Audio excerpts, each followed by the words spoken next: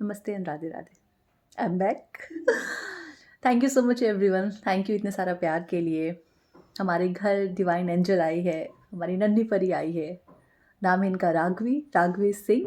और 24 फेब को ये इस दुनिया में आई, हमारी गोद में आई। थैंक यू सो मच इतने सारे प्यार के लिए। अभी मैं रेस्ट मोड पे हूँ, इसलिए बहुत सारी वीडियोस नहीं आ रही है, कोई सेशन नहीं हो रहे हैं, कोई वेबिनार्स नहीं हो रहे हैं इनकी वजह से, क्योंकि पूरा फोकस अभी मेरा इनके ऊपर है और अपनी थोड़ी रिकवरी पे है। इट्स टोटली नॉर्मल डिलीवरी है, but still you need a lot rest. चाहे वो सी सेक्शन हो, चाहे नॉर्मल डिलीवरी हो, आप अपनी बॉडी को पूरी तरीके से आराम दीजिए, हीलिंग का वक्त दीजिए, अभी जो भी इस फेज़ में गुजर रहे हैं। ठीक है, जब आप बॉडी हील हो जाएगी, आप पूरी तरीके से हील हो जाएंगे, बिकॉज रात भर जगना होता है, बेबी को देखना होता है, डे नाइट की शिफ्ट रहती है ये तो आप जो भी इस फेज से गुजर रहे हैं, खुद को बहुत सारा केयर दीजिए, बहुत सारा प्यार दीजिए।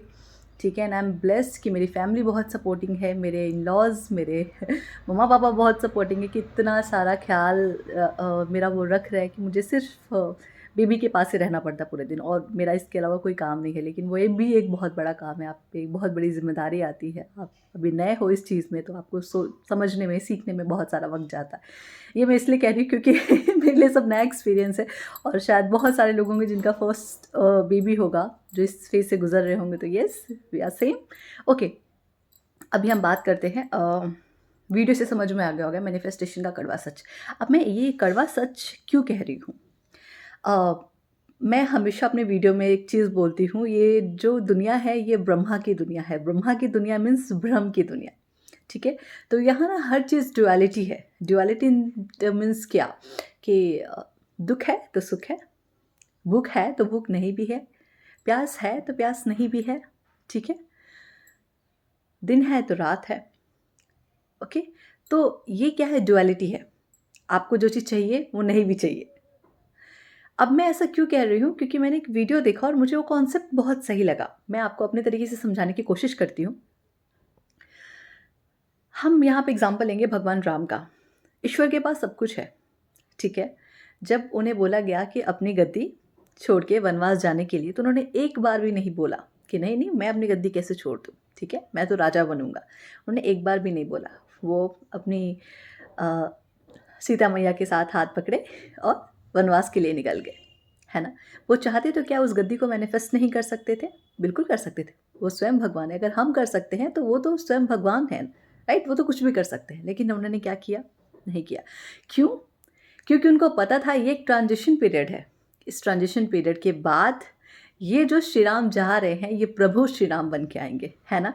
अगर वो वनवास नहीं जाते, इतने सारे जो लोग हैं उनको नहीं मिलते, प्रभु हनुमान नहीं मिलते उनको, है ना, जिनके लिए हम इतने उनके बल बुद्धि की इतनी जो चर्चाएं करते हैं, जिनके लिए हम उनकी पूजा करते हैं कि ईश्वर आप जैसा स्ट्रेंथ हमें मिले, आप जैसा विवेक हमें मिले। ठीक है, तो क्या हम उस हनुमान जी को कभी जान पाते? नहीं जान पाते, राइट। अब मैं क्यों बोल रही हूँ ये? अब मैं ये एक एग्जाम्पल आपको दिया। दूसरा एग्जाम्पल है सुपनेखा का, जिसने अपनी जिद के कारण कि नहीं मुझे तो प्रभु ही चाहिए, प्रभु के चक्कर में क्या किया, उन्हें अपनी नाक कटवा ली। ठीक है, तो ये मैं आपको क्यों कह रही हूँ कि जब आप कुछ मैनिफेस्ट करने जाते हैं ना, तो मैं ये नहीं कह रही कि आप उस मैनिफेस्टेशन की तरफ ध्यान मत दीजिए, राइट। लेकिन हमेशा ईश्वर को बोलिए, ईश्वर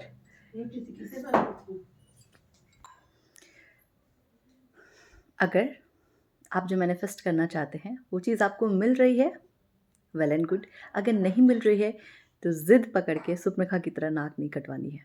ठीक है, कि यही चाहिए, यही चाहिए, यही चाहिए। हमेशा वेट कीजिए उस ट्रांजिशन पीरियड का। अगर आप एक जॉब में खुश नहीं हैं, ठीक है, और आपको एक नई जॉब चाहिए, राइट, तो उस जॉब को आपको क्विट करना पड़ेगा। अगर आप ये सोच रहे हैं कि मुझे एक डांसर बनना है, लेकिन आप एक जॉब कर रहे हैं, तो उस जॉब को क्विट करना पड़ेगा। आपको अपने प्रैक्टिसेस बढ़ाने पड़ेंगे डांस के लिए। आपको देखना पड़ेगा कहाँ पे अच्छी क्लासेस मिल रही हैं, या अगर आपको डांस सिखाना है तो मैं कैसी चीज़ें कर सकती हूँ, राइट। आपको उस ट्रांजिशन पीरियड से गुजरना पड़ेगा, उस वनवास से गुजरना पड़ेगा। अगर आप ये सोच रहे हैं कि मुझे वो जॉब भी ना छोड़नी पड़े, मैं डांस भी कर लूँ, नहीं, फिर आप वो थोड़े थोड़े में लेके रह जाएंगे। आप मेरी बात समझ रहे हैं? तो अगर आप एक बिजनेस में है जहाँ आपको दिन पे दिन सिर्फ घाटा होते जा रहा है, तो आप उस जिद पे पकड़ के अपनी नाक मत कटवाइए सुपनखा की तरह, राइट। कि नहीं मुझे यही चाहिए, इसी में ग्रोथ करना है, नहीं। क्या पता उससे कुछ बहुत बेहतर है, लेकिन उस बिजनेस को छोड़ के मुझे किसी और चीज़ में ट्राई करना पड़ेगा, है ना। अगर आप एक रिलेशनशिप में हैं, जहाँ बिल्कुल डाइवोर्स की नौबत आ चुकी है या आपका डाइवोर्स हो चुका है और आपको एक नए फेज़ में आना है, तो वो जो एक पुरानी जो आपके थॉट है, जो पुराना एक रिश्ता है, उसको अपने दिल दिमाग से निकालना पड़ेगा। उससे आपको निकलना पड़ेगा, उसको त्यागना पड़ेगा, तब जाके एक बेहतर रिश्ता मैनिफेस्ट कर पाएँगे। अगर आप पुराने जो आपके एक्सपीरियंसेस हैं, अगर आप सिर्फ़ उस गद्दी के बारे में ही सोचते रहेंगे, तो आप एक नए दुनिया में प्रवेश कैसे कर पाएँगे, इस पूरी दुनिया में कैसे जीत पाएँगे, राइट? सबसे बड़ा ये समझने वाली चीज़ है। तो ये जो डुअलिटी है ना, इसके बीच में एक ट्रांज़िशन है। दिन-रात के बीच में जो दोपहर है और शाम आती है, तो वो दोपहर और शाम से गुज़र के फिर आपको उस रात को देखना पड़ेगा। तो वो जो दोपहर और शाम है, वो आपका ट्रांज़िशन पीरियड है, राइट? तो जब आप कुछ बेहतर मैनिफेस्ट करना चाहते हो, कुछ बहुत बड़ा मैनिफेस्ट करना चाहते हो, तो जो छोटी-मोटी चीज़ें हैं ना, उसको आपको छोड़ना पड़ेगा। प्रभु ने अगर अपनी गद्दी नहीं छोड़ी होती, तो वो प्रभु नहीं कहलाते। उनको पूरी दुनिया नहीं जानती, ये सृष्टि नहीं जानती, है ना? नारे नहीं लगते जय श्री राम के, ठीक है? तो प्रभु को पता था कि ये जो है ना, ये मेरा ट्रांज़िशन है, ये इतने साल का जो है, ये पीरियड मुझे गुज़ारना है, तब जाके मैं कुछ बहुत बड़ा इस दुनिया के लिए कर पाऊँगा, तब मैं खुद के लिए बहुत बड़ा कर पाऊँगा, ठीक है? तो ये समझने वाली चीज़ है। भगवान हर अपने एक क्या बोलते हैं अपनी कहानियों से कह सकते हैं, अपने एक्सपीरियंसेस से जो हमें सिखाते हैं, जो हमारे ग्रंथ हैं, वो ऐसे ही नहीं हैं।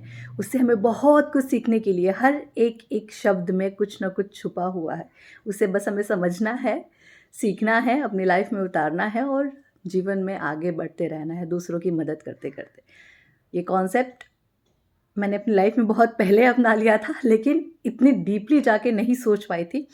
अब जब समझ आया तो मुझे लगा मुझे आप सबके साथ ये शेयर करना चाहिए, ठीक है?